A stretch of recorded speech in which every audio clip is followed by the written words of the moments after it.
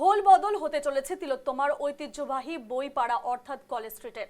লন্ডনের বিখ্যাত অক্সফোর্ড স্ট্রিটের আদলে সাজানো হবে কলেজ স্ট্রিটকে। থাকবে না কোনো যানজট, হর্নের শব্দ, সম্পূর্ণ দূষণমুক্ত এবং শান্ত এক নো ভেহিকল জোন হিসেবে গড়ে তোলা হবে এই এলাকাকে।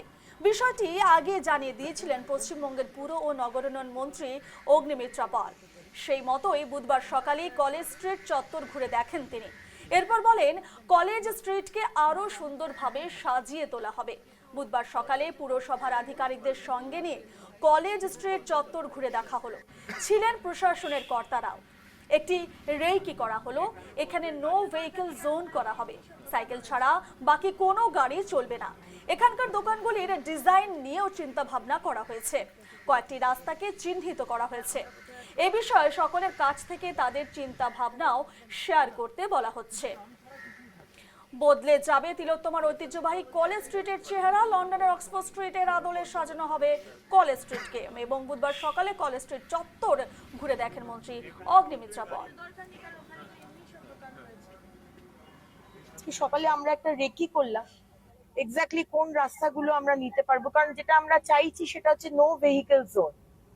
রাস্তাটার মধ্যে সাইকেল ছাড়া আর ব্যাটারি কার ছাড়া আর কোনো গাড়ি চলবে না।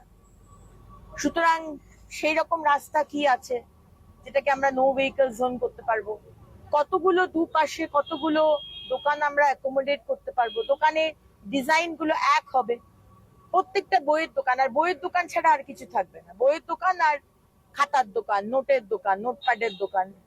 তো এটা নিয়ে আমরা কয়েকটা রাস্তা আইডেন্টিফাই করেছি।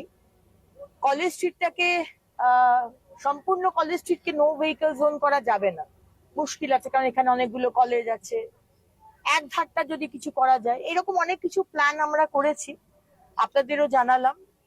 এবার এটাকে আরেকটু এগিয়ে নিয়ে যাব, প্ল্যানিং করা, কিভাবে শুরু করা আপনাদের জানাবো। আপনাদের আইডিয়া থাকলে আমাদের অবশ্যই দেবেন। আমার সোশ্যাল মিডিয়া ইউডিএম এর দপ্তরের পেজ রয়েছে, সেখানে দিতে পারেন।